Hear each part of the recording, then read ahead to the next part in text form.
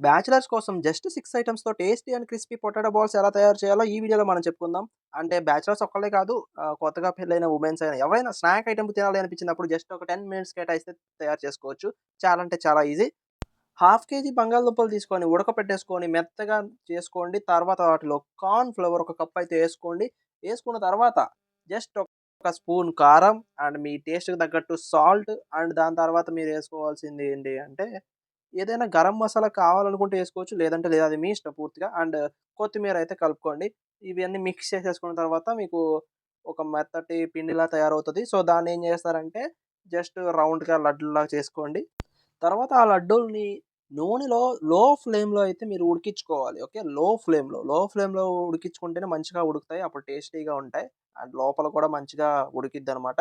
So, దీని తర్వాత మీకు టమాటా సాస్ అయితే యాడ్ చేసుకోండి. యాడ్ చేసుకొని ఇంక తినేయండి అంతే. చాలా అంటే చాలా టేస్టీగా ఉంటాయి.